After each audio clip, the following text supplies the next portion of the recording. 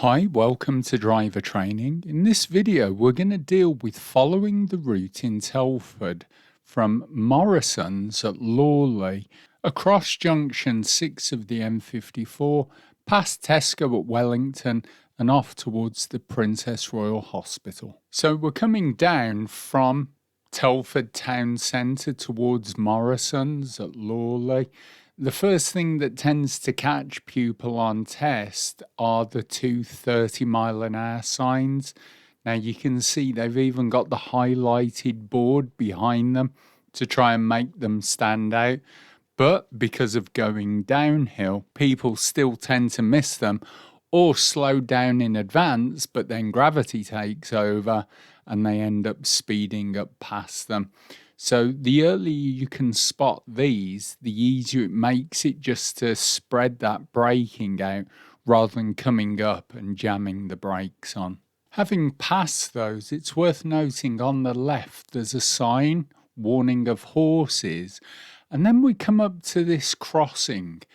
Now, it doesn't look like a Pegasus crossing. However, it does have two entry points on it, if you notice.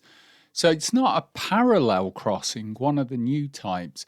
It could possibly be one of the new design toucan crossings. So you've got one specific pathway for pedestrians and a second that's specific for bikes and scooters, things like that. Whereas on a normal one, you're both sharing the same walkway.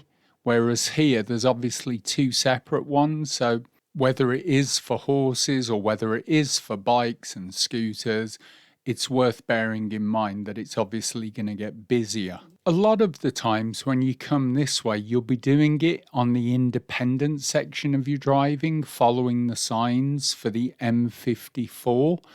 So at this point, we would get into the right-hand lane because if we look at the sign on the left there, it tells us the M54, we need to turn right.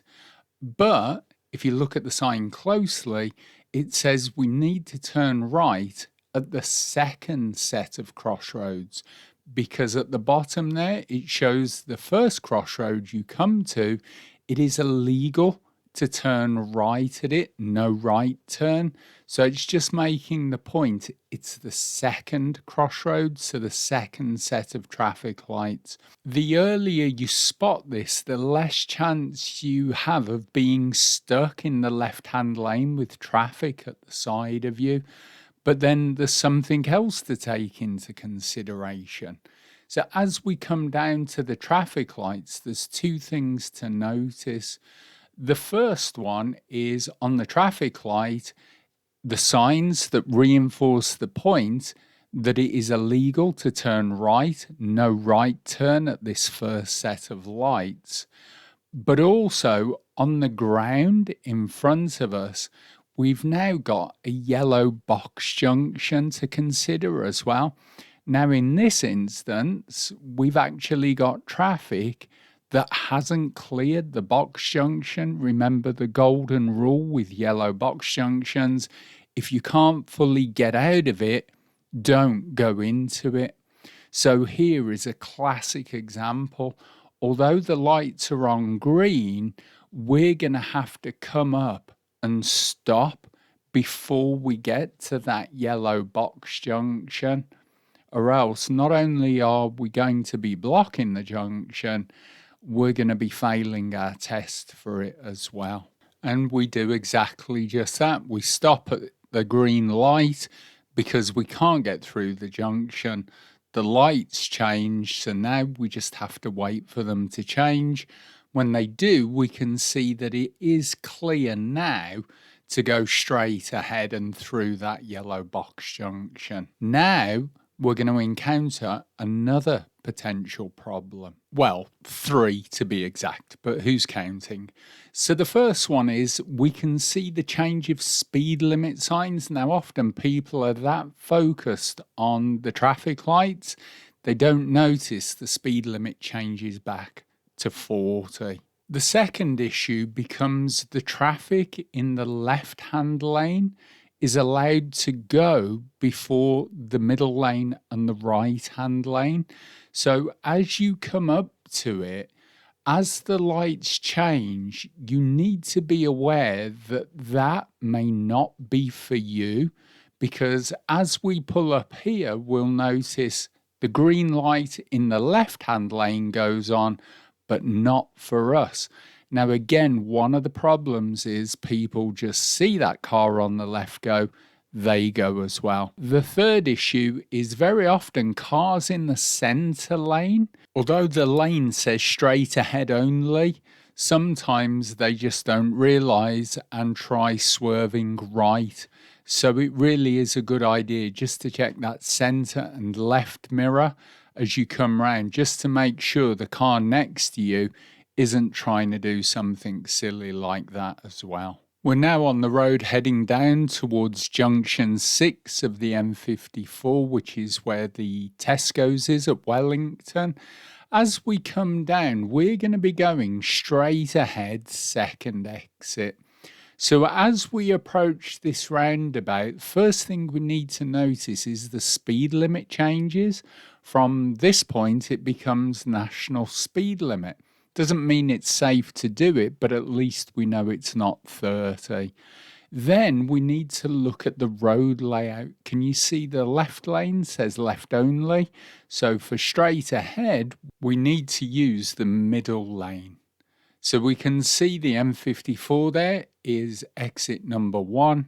We're going straight ahead, exit number 2. So we just keep in the left lane, follow it round, don't cross the white line, and it's going to take us off at exit number 2. As we follow this lane round, as we come round, as we look ahead, we can see our change of speed limit signs again there on either side of the road. If you're doing this as part of your independent drive, you'll now be following the signs for A442 and Whitchurch, which, with the sign on the left there, tells us is straight ahead, second exit.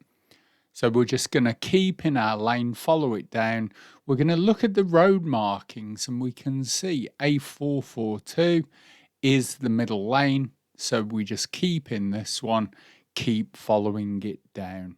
Now, on approach to the roundabout, it's worth noting that with all the bushes and trees, you can't see what's coming, so you need to be dead slow on this one. Now it's back to lane positioning. We can see our left lane, the left curb goes over there because there are 2 lanes of traffic. So again, what everybody does is tries to just drive the straightest route, and that's going to be an automatic fail. But if there is a car or a van at the side of you, you're going to risk hitting it. So it really is important to stay in that lane and not cross the centre line. Just be aware of vehicles coming down the slip road that are in front of you that may want to come across. You've got to take that into consideration as well.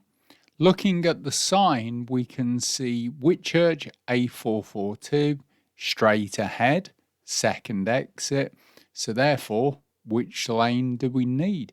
Because there's a lot of traffic, it's hard to see, but if we look at the left-hand lane, we can already see at this point, it says left lane is left only. So we'll need the centre lane to go straight ahead. If all the lane markings were hidden by traffic, your examiner would tell you to use the middle lanes. You don't have to worry too much. Now, the key to doing these style of roundabouts is just to follow the lane. Look at where the white lines go, stay between them, and it will take you to where you need to go. So as we come round now, we're looking at the left curb and staying close to it, because if we follow that curb round, it's going to keep us in our lane. This is the point where most people go wrong on this roundabout.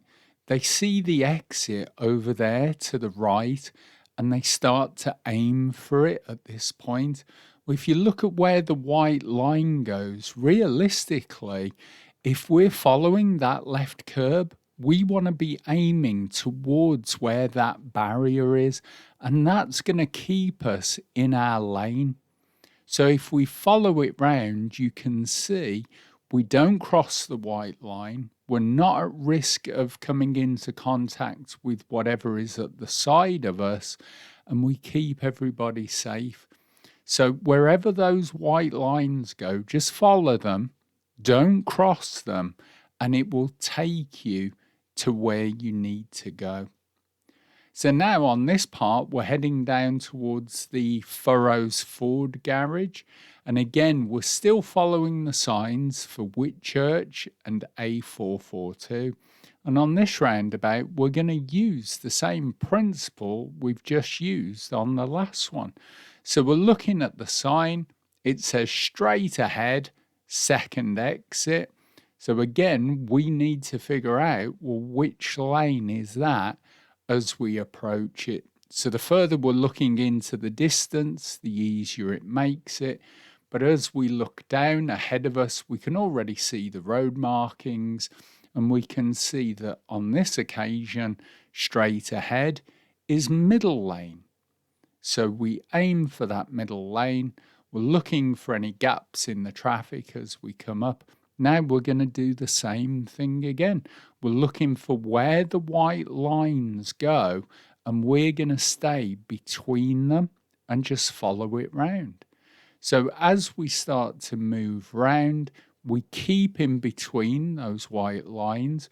We look for where that left curb is, and we're going to keep between the white line and the left curb, and we know that's going to keep us in our lane and take us off at the second exit, heading down towards the Princess Royal Hospital. So we hope this video has helped you understand how to do the lane positioning a bit better and how to deal with the independent section. So if you've got any comments, please feel free to let us know. Don't forget to like, share and subscribe to our channel. Remember, keep well, drive safe, and we'll see you all again in our next video.